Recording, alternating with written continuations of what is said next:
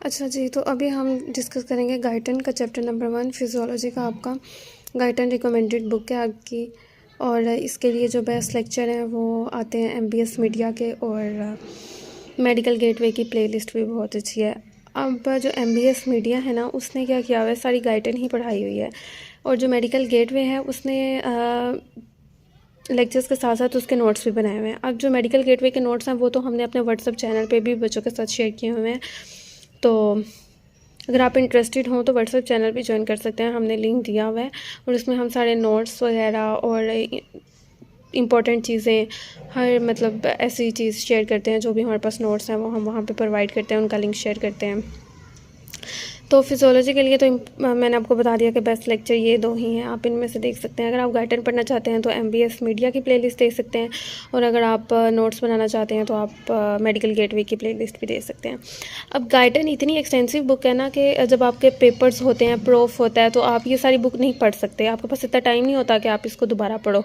तो आपने क्या करना है कि लेक्चर्स लेने हैं और उसके नोट्स बनाने हैं, ठीक है, तो अपने नोट्स में भी ऐड कर लो, और फिर जब लास्ट पे आपको पढ़ना पड़ेगा तो सिर्फ आप वो नोट्स खोलोगे, आपको बुक के वो बड़े बड़े पैराग्राफ्स दोबारा नहीं पढ़ने पड़ेंगे। और गाइडन तो वैसे ही बहुत ज़्यादा एक्सटेंसिव है, ये बाद में नहीं पढ़ी जाती, तो आप लोग अभी से इसके नोट्स बनाना, या अगर आप नोट्स नहीं भी बनाना चाहते तो आप वो मेडिकल गेटवे के लेक्चर्स लो, और जो हमने नोट्स शेयर किए हुए हैं व्हाट्सएप चैनल पे वो आप डाउनलोड करो और उन्हीं को बाद में रीड कर लेना, तो वो भी बहुत बहुत बेनिफिशियल होगा।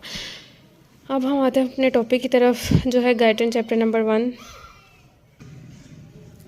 Functional organization of human body and control of internal environment. Important chapter है। ये जो आपके पास पैराग्राफ्स लिखे हुए हैं ना, इसमें कोई इतनी इंपॉर्टेंट चीज़ नहीं है कि आप करो उसको, ठीक है, बस इसको एक बार रीड कर लेना तो ये इनफ होगा। उसके बाद आता है cells are the living units of body.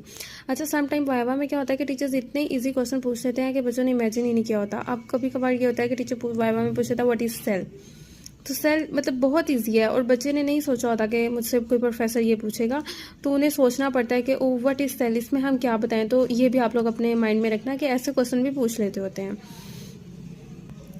ये बात ज़रूरी नहीं है कि आपसे बहुत ही ज़्यादा डिफिकल्ट क्वेश्चन पूछे जाएं, बहुत ईजी क्वेश्चन भी पूछे जा सकते हैं और आप उनमें भी फंस सकते हो। और इधर माइक्रोबायोटा देख लेना आप लोग, और इसमें कोई ऐसी इंपॉर्टेंट चीज़ नहीं है, बस एक बार इसको रीड कर लेना, इनफ होगा। एक्स्ट्रा सेलुलर फ्लूइड, अब एक हमारे पास एक्स्ट्रा सेलुलर फ्लूइड होता है, एक इंटर सेलुलर फ्लूइड होता है। अब जो एक्स्ट्रा सेलुलर फ्लूइड है ना, ये एज ए इंटरनल इन्वायरमेंट हमारे पास एक्ट कर रहा होता है।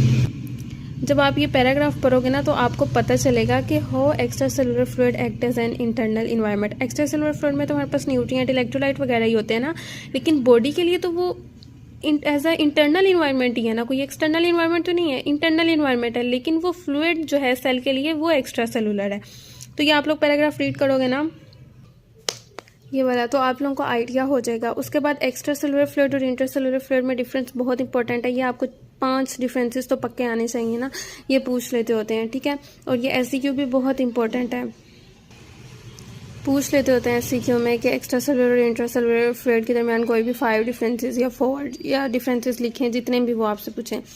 आगे आ जाता है होम्योस्टेसिस। होम्योस्टेसिस और हीमोस्टेसिस में डिफरेंस बहुत इंपॉर्टेंट है। हीमो मतलब ब्लड से रिलेटेड होगा, और होम्योस्टेसिस मतलब इंटरनल एनवायरनमेंट ऑफ बॉडी से रिलेटेड होगा, ठीक है।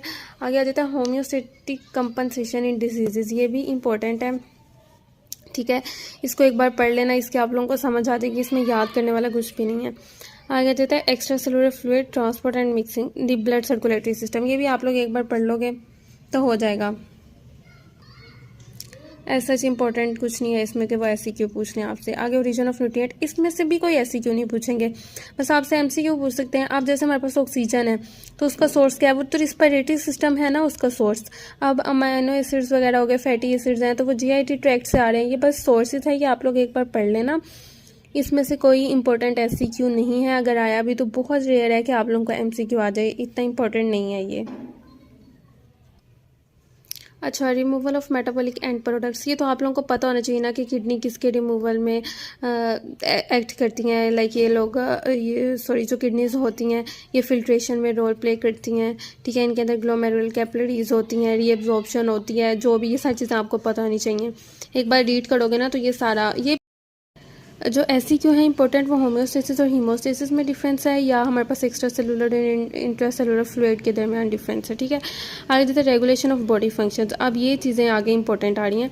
नर्वस सिस्टम है, इसमें हमारे पास हार्मोनल सिस्टम है, ऐसे हमारे पास रेगुलेशन होती है ना बॉडी फंक्शंस की। और प्रोटेक्शन, इम्यूनिटी है, इंटेग्यूमेटरी सिस्टम है, ये सारी चीज़ें इंपॉर्टेंट है, इनको एक बार पढ़ लेना। बस इसमें से भी कोई SCQ नहीं आता होता कि आप लोग कहें इसको बस हमने याद करना है, ऐसे कोई नहीं है। बस इसका कॉन्सेप्ट लो, SCQ वगैरह इसमें से कुछ नहीं आता होता। उसके बाद आता है कंट्रोल सिस्टम ऑफ बॉडी। ये बहुत इंपॉर्टेंट टॉपिक है, कंट्रोल सिस्टम ऑफ बॉडी। इसमें से तो पूछ रहे होते हैं क्वेश्चंस। इसमें अब जो आपके पास है एग्जांपल्स ऑफ कंट्रोल सिस्टम, ये बहुत इंपॉर्टेंट है। ये सारा तो आपने करना ही करना है, बहुत इंपॉर्टेंट है। अच्छा, रेगुलेशन ऑफ आर्टियल ब्लड प्रेशर, इसमें ये वाला फ्लो चार्ट आता है, ठीक है। ये तो बहुत इंपॉर्टेंट है, ठीक है, ये तो आपने करना ही करना है। अब जैसे ये देखें ना, ये फ्लो चार्ट करेंगे तो ये सारा पैराग्राफ नीचे जो लिखा हुआ है ये सारा आपका कवर हो जाएगा।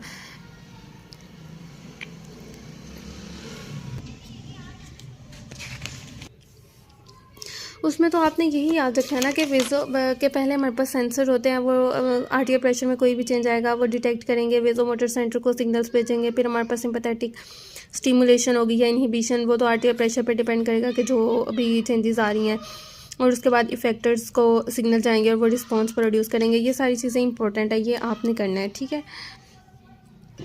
उसके बाद ये टेबल आ जाता है। इस टेबल में से आपको ऑक्सीजन, पोटेशियम, सोडियम और क्लोरीन की नहीं ग्लूकोज की, मतलब इन सारी चीज़ों की आप लोगों को नॉर्मल रेंज पता होनी चाहिए। उसके बाद ज़्यादातर है करेक्टरिस्टिक्स ऑफ कंट्रोल सिस्टम। ये भी बहुत इंपॉर्टेंट है। गेन ऑफ कंट्रोल सिस्टम तो आपको आना चाहिए, ये अक्सर पूछ रहे होते हैं MCQ में कि गेन ऑफ कंट्रोल सिस्टम किसके इक्वल है, वो करेक्शन ओवर एरर होता है। और ये जो एग्जांपल लिखी है ये भी बहुत इंपॉर्टेंट है, ये एग्जांपल भी आप लोगों ने करनी है। अच्छा, उसके बाद ये आ जाता है पॉजिटिव फीडबैक में cause vicious cycle and death. ये बहुत इंपॉर्टेंट है, ये पूछ लेते होते हैं कि हाउ पॉजिटिव फीडबैक में कॉज विशियस साइकिल, के पॉजिटिव फीडबैक कैसे विशियस साइकिल कॉज करता है और डेथ कॉज करता है। ये आप लोग देखोगे इसमें ब्लड लॉस की एग्जांपल लिखी है, वो बहुत इंपॉर्टेंट है, वो आप लोग पढ़ना हो जाएगी आपसे। और पॉजिटिव फीडबैक यूज़फुल भी होता है, डेथ भी कॉज कर सकता है और यूज़फुल भी है। वो अब देखोगे आप लोग के किन, जैसे चाइल्ड बर्थ है, ये एग्जांपल लिखी हुई है इन्होंने, क्लोटिंग की एग्जांपल लिखी हुई है, ये सारी चीज़ें ना, ये चाइल्ड बर्थ वाली तो बहुत इंपॉर्टेंट एग्जांपल है। यही पूछ लेते होते हैं कि अच्छा चाइल्ड बर्थ में कैसे पॉजिटिव फीडबैक हेल्पफुल है, वो बताओ आप। और ये सोडियम चैनल्स का लिखा हुआ है, ये सारी एग्जांपल्स ये जो है ना पॉजिटिव फीडबैक कहाँ कहाँ यूज़फुल है, ये तो आप लोग को पता होना चाहिए। और विशियस साइकिल वाले में हमारे पास ब्लड लॉस की एग्जांपल आती है, ठीक है। आपको सिर्फ एग्जांपल्स के नाम ही नहीं, उनका सारा सारा मैकेनिज़्म पता होना चाहिए। अब ये आप लोग फ्लो चार्ट बनाओगे ना, इनके लिए तो हो जाएगा कि पहले हमारे पास क्या चेंज आया, फिर हमारे पास कहाँ कैसे सिग्नल गए, क्या रिस्पांस प्रोड्यूस हुआ, तो ये इजी रहेगा। उसके बाद फीड फॉरवर्ड एंड अडेप्टेटिव कंट्रोल बहुत इंपॉर्टेंट है। फीड फॉरवर्ड और अडेप्टेटिव कंट्रोल, ये इसमें से MCQ अभी आ जाते हैं, SCQ भी आता होता है। आप लोगों को पता होना चाहिए फीड फॉरवर्ड और अडेप्टेटिव कंट्रोल है क्या, इनकी एग्जांपल्स पता होनी चाहिए। फिजियोलॉजिकल वेरिएबिलिटी, ये बस आप लोग एक बार पढ़ लेना, इतनी इंपॉर्टेंट नहीं है और इसमें से कुछ भी नहीं आता फिजियोलॉजिकल वेरिएबिलिटी में से। आगे समरी, ये तो आपने पढ़नी होती है, ऑब्वियस सी बात है। चैप्टर के लास्ट पे जो भी आपके पास समरी हो या जो भी उन्होंने कुछ चीज़ लिखी हुई है ना, तो वो तो आपने पढ़ना, ये नहीं करना कि अच्छा ये समरी है तो हमने इसको पढ़ के क्या करना, नहीं पढ़ना है इसको। क्या पता कोई इसमें ऐसी चीज़ लिखी हो जो आपने पीछे नहीं पढ़ी या आपको नहीं आती, ठीक है। बस इस चैप्टर में अब फीड फॉरवर्ड ये इंपॉर्टेंट SCQ आ गया। पॉजिटिव फीडबैक की एग्जांपल्स हमारे पास बहुत इंपॉर्टेंट SCQ हैं। गेन ऑफ कंट्रोल सिस्टम बहुत इंपॉर्टेंट है। Extra cellular intra cellular environment fluid में डिफरेंस बहुत इंपॉर्टेंट है। होम्योस्टेसिस और हीमोस्टेसिस में डिफरेंस बहुत इंपॉर्टेंट है। इसके बाद नेक्स्ट जो चैप्टर है वो हम इंशाल्लाह नेक्स्ट वीडियो में डिस्कस करेंगे।